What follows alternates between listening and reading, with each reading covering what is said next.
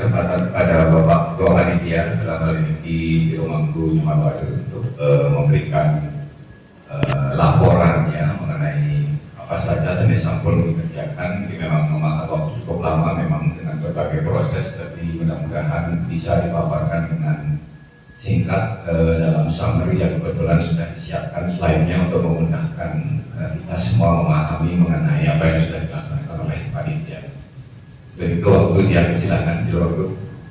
Bapak Ketua Banjar Kesehati Banjar Naso, Bapak Wayan Yase, ada juga Ketua Yayasan,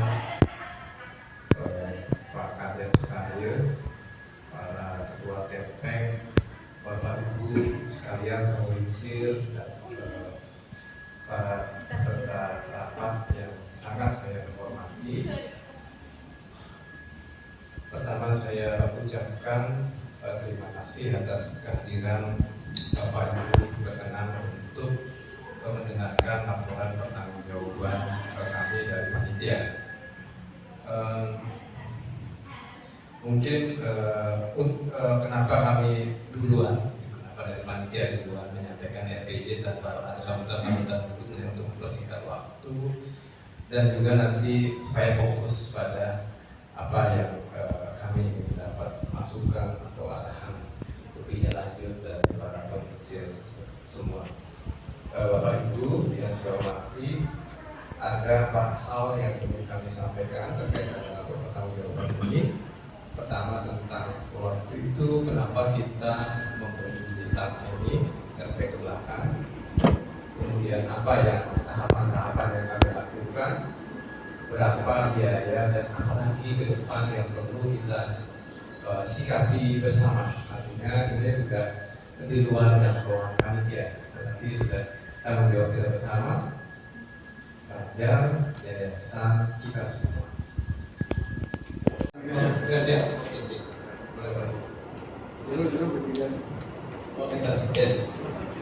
Jadi saya berdiri aja nggak apa-apa ya. Jadi laporan ini dibuat Pak Adi menawar dari tawaran sekitar 3,5 awalnya. Jadi saya tawar 1,5, besok saya bayar. Wah itu langsung stres gitu ya ini. Bener-bener stres gitu. Besok saya bayar. Iya Pak, untuk saya begini dulu. Nah, shock ya di pemilik tanah akhirnya Pak Sugeng Biono ya. Akhirnya kita cerita-cerita lah tentang Majapahit, tentang segala macam. Akhirnya sangat tertarik tentang itu. Akhirnya, wah ini bapak saya kalau saya bisa bernegosiasi dengan baik, memberikan harga yang terbaik buat dulu, saya bisa dapat berkah nih. Nah itulah salah satu. Saya ini sangat terinspirasi dengan tour ini, saya jual tour ini. Dan nanti kemudian kita memulai membentuk penggalian dana di 15 November sampai dengan 16 Maret kita menggali dana dalam waktu sangat singkat sekali. Kemudian pembayaran tanah itu hanya dalam waktu 1,5 bulan. Bayangkan dengan tanpa punya uang kita berada 1,5 bulan menjadikan harga kita 2,50 juta, 2,15 miliar ya. Kemudian proses pengalihan hak setelah pembayaran dimulai sampai terakhir kemarin 25 Mei 2022. Jadi agak lama. Nanti kita lihat kenapa agak lama. Ini juga membuat pertanggungjawaban agak lama karena melalui beberapa tahapan, beberapa proses. Ini tempat saja Pak. Ini adalah tidak ada yang susah. Semua bisa. Kira-kira itu kayak dengan para pemikir kita zaman itu. Saya itu hanya melaksanakan apa pesan-pesan dari pemikir dan teman-teman semua. Saya hanya mengkoordinasikan dan semua itu adalah kebijakan arahan-arahan dari para tokoh-tokoh, para pemikir baik di Banjar maupun di yayasan. Itu dan tahap pembayarannya ada uang muka. Selesai negosiasi tanggal 29, besoknya udah minta 125 juta. Kita nggak punya uang atau bantu pakai uang siapa dulu ya? Besoknya udah minta 125 juta itu. Kita bingung dari mana ini uang segini. Akhirnya 1 Desember, 2 Desember sudah minta 90 juta lagi, 6 Desember sudah minta 1,28 juta.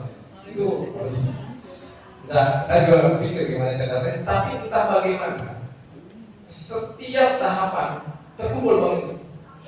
Jadi setiap harus membayar, uang itu pasti terkumpul. Tidak pernah menunda satu hari pun bayar itu. Karena setiap mau bayar terkumpul uangnya. Ini adalah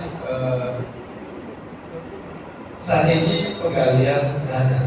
Di antaranya kita, karena kita tidak mungkin mendapatkan dana fresh cash keras gitu dalam waktu 1,5 bulan, maka strategi yang diusulkan waktu itu oleh almarhum Pak Agus waktu itu yang mengusulkan di awal adalah menjual kafling, di mana desainnya itu, saya ingat desainnya masih sangat acak-acakan itu.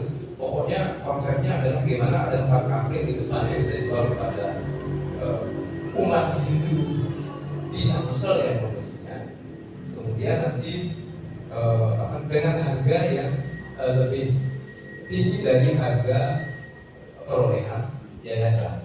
Jadi yayasan itu per meternya kan 1,8, kita jual itu 3 juta.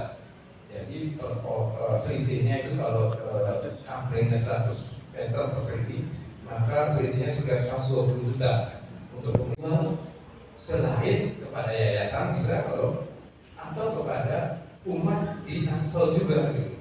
Dengan batasan seperti itu, maka kafling ini sebenarnya nilai komersialnya sangat rendah. Kalau kita bisa jual kepada pihak luar secara bebas, mungkin punya nilai komersial yang lebih tinggi. Tapi dengan batasan seperti itu tentu orang akan mikir, apa nanti kalau seandainya saya tidak tinggal di sana, atau suatu saat saya tidak membutuhkan kafling, saya bisa jual secara bebas. Itu ya. Jadi kita memang minta kerelaan untuk teman-teman untuk memberikan semakin dalam dunia untuk ada panitia atau dalam operating pada Banjar dan yayasan. Ada di depan kafling itu ada tanah yayasan sekitar 0,7 meter ya, 0,7 meter. Apa artinya? Kalau terpaksa ini misalnya ada yang nakal dijual pada pihak luar, jadi maka kalau dipakai aja di sini nggak bisa ngapain ini, dipakai aja kayak yayasan di sini. Ini yang punya kafling di sini nggak bisa ngapain. Batas E. Ya. Jadi karena ini tanahnya yayasan, tanahnya kafling itu yang sini, nggak sini. Tanah yayasan sini, jadi yayasan ini untuk berusaha tanahnya. Karena ada di depan ini yang sedikit ini, 2,7 meter itu adalah tanahnya yayasan. Jadi tanah kafling itu berada di tanah yayasan. Ini menurut saya sangat riskan sebetulnya. Nanti ke depan di akhir saya coba. Tapi inilah sejarahnya, dan itu yang disepakati dulu sesuai dengan kondisi saat itu. Tentu kita nggak bisa, wah dulu begitu gitu loh. Sekarang beda kondisinya, tapi dulu kondisinya berbeda. Jadi mungkin apa yang terjadi dulu tidak bisa dinilai dengan kacamata saat ini. Itu kira-kira message yang kita sampaikan di Pak Muhammad. Nah, kita masih sama-sama sebagai pelaku mungkin tidak menjadi masalah. Pak Ketua Banjar paham dulu terjadinya, Pak Ketua Pembina juga tahu, Pak Yayasan, Pak Ketua Yayasan, atau Bapak Ibu sekalian tahu sejarahnya, sehingga hari ini itu tidak masalah. Tapi generasi berikutnya atau 10 tahun yang ke depan, barangkali situasi sudah agak berbeda. Ini perlu dipikirkan. Nah, pada waktu itu tanggal 25 Mei ada saya, ada Pak Anton, Pak Wayan Haryase, Pak Ade, ada juga waktu itu ada Pak Agus ya, aku anaknya Pak resminya pada waktu itu. Ada Bu Anton, saya juga ada pada waktu itu. Juru Debat juga ada. Ada beberapa poin kesepakatan antara yayasan, Banjar dan pemilik kafling. Itu ada di sini. Di sini ada lengkap. Dan saya mohon jika dan itu sudah pernah saya share di grup. Jika hal itu sudah disepakati, maka mungkin nanti mohon kami untuk jalan bersama kesepakatan itu, sehingga nanti ada dokumentasi resmi ke depannya, sehingga siapapun tinggal baca mungkin itu nanti ini ya kebakaran itu. Nah itu yang pertama. Berikutnya kalau satu hal lagi adalah harus terus dijaga rasa saling percaya, trust antara pemilik kamling dengan yayasan dan rakyat. Kalau panitia kan terbatas waktu misalnya masa kerja dan mungkin sudah selesai pada hari ini. Tapi yang penting bagaimana dengan budget yayasan, karena itu adalah representasi dari warga. Nah, ini rasa trust itu harus saya percaya, sehingga dengan trust itu maka semua persoalan akan mudah diselesaikan. Tapi kalau sudah tidak ada trust, itu mungkin nanti akan rumit untuk menyelesaikan masalah kecil bisa menjadi besar nantinya. Itu tentang apa misalnya? Tentang akses guru, masuk guru. Karena pada waktu di tahun kita sudah ada kesepakatan bahwa diberikan akses masuk guru, akan tetapi bukan halamannya ke guru. Nah, gitu. Akses utamanya tetap di jalan di depan. Tetapi ada akses langsung ke guru dengan pintu yang diberikan di belakang. Masuk, ya. Ukurannya itu ya itu seukuran pintu normal, kira-kira seperti itu. Ya. Ini juga terbengkalai, jadi semua katanya ada ular segala macam. Nah, apa digunakan? Dan itu memang kita karena itu digunakan bukan untuk didiamkan begitu saja. Semakin banyak memberikan manfaat akan semakin baik. Tetapi pada waktu itu sifat pemberian persetujuannya dari yayasan maupun dari pemerintah sekarang. Karena kita belum punya blueprint. Waktu kita mensepakati di yayasan dan saja membuat blueprint, kita menggunakan apa sih nantinya? Kalau bangunan apa, digunakan apa, ibu center seperti apa dan sebagainya. Jadi saya kira mungkin itu beberapa hal, tapi saya kira ini nanti bisa kita jadikan bagi atas hal ini. Tadi juga kami sudah melakukan ini semacam ada ini bahwa proses ini telah selesai. Jadi demikian Bapak Ibu sekalian, terima kasih atas perhatiannya dan nanti kita akan diskusi lebih lanjut. Kemudian tidak silakan untuk Bujur Ramsari. Om Santi Sadio.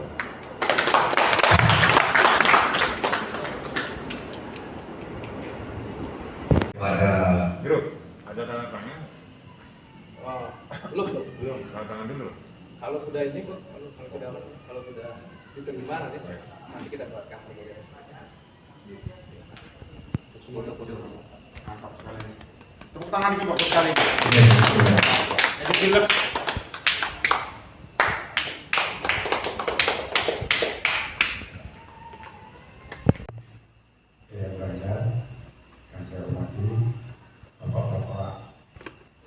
Saya mulai dari Pak Muhammad Pramin, tokoh kita pertama, Pak Sanit, Pak Madi, yang jelas pikirannya berat. Saya tahu persis bagaimana kita umat Hindu yang dalam hal ini Banjar, Yayasan, Tempek, dan pengurus lainnya